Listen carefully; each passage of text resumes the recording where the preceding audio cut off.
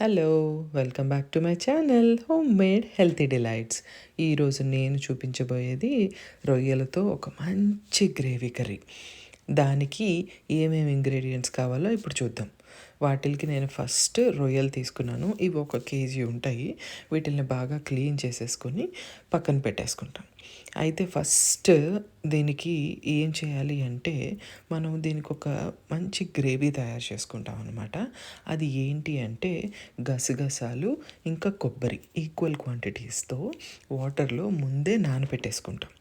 ఆ తర్వాత అంతా ఇంకా నార్మల్. ఒక పెద్ద ఉల్లిపాయ. ఈ ఉల్లిపాయ ఏంటంటే మనము సగం చాప్ చేసుకుని సగం పేస్ట్ చేసుకోవచ్చు. లేదు అనుకుంటే మొత్తం ఉల్లిపాయ పేస్ట్ చేసేసుకోవచ్చు.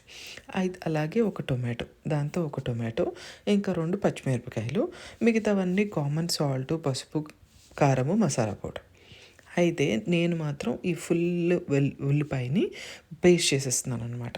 పేస్ట్ చేసేసి దీన్ని పక్కన పెట్టేసుకుంటున్నాను. ఇవన్నీ మనం ముందుగానే రెడీగా పెట్టేసుకుంటే మనకి ప్రాసెస్ చాలా ఫాస్ట్గా అయిపోతుంది అనమాట.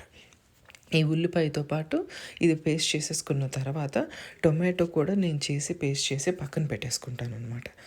అయితే ఈ గ్రేవీ కూడా నానిపోతే కనుక అది కూడా పేస్ట్ చేసి పక్కన పెట్టేసుకుంటాను. సో ఇప్పుడు దీనికి కొంచెం ఆయిల్ ఎక్కువ పడుతుంది, ఎందుకంటే మన ఉల్లిపాయ పేస్ట్ బాగా ఫ్రై అవ్వాలి కదా. అందుకని కొంచెం అంటే 3 to 5 స్పూన్స్ ఆయిల్ తీసుకుని కొంచెం మంచిగా వేడైన తర్వాత ఈ ఉల్లిపాయ పేస్ట్ని నేను దాంట్లో వేసేస్తున్నాను. ఇది ఎలా అంటే పచ్చి వాసన పోయేంత వరకు వేపించాలి.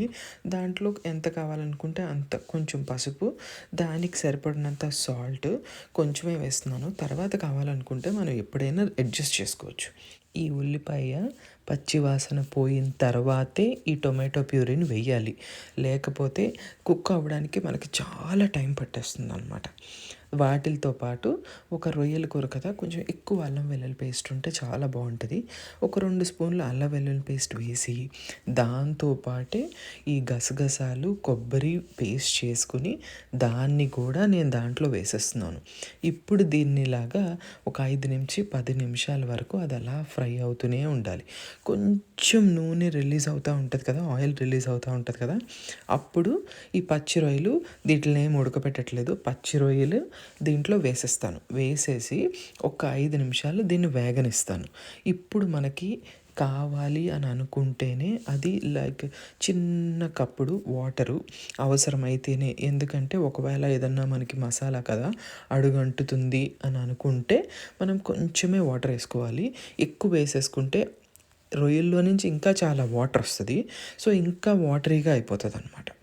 అయితే పచ్చిమిరపకాయలు, కారము, పచ్చిమిరపకాయలు ఏంటంటే మన చీలికలు కాదు, అలానే వేసేసుకోవాలి. దాంతోపాటు ఎంత కావాలనుకుంటే అంత, సరిపడినంత కారము వేసేసుకొని వీటిల్ని బాగా ఫ్రై అవ్వనివ్వాలి.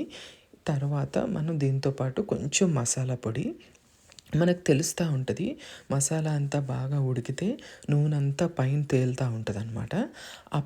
అంతవరకు మనం కుక్ చేస్తూ ఉండాలి.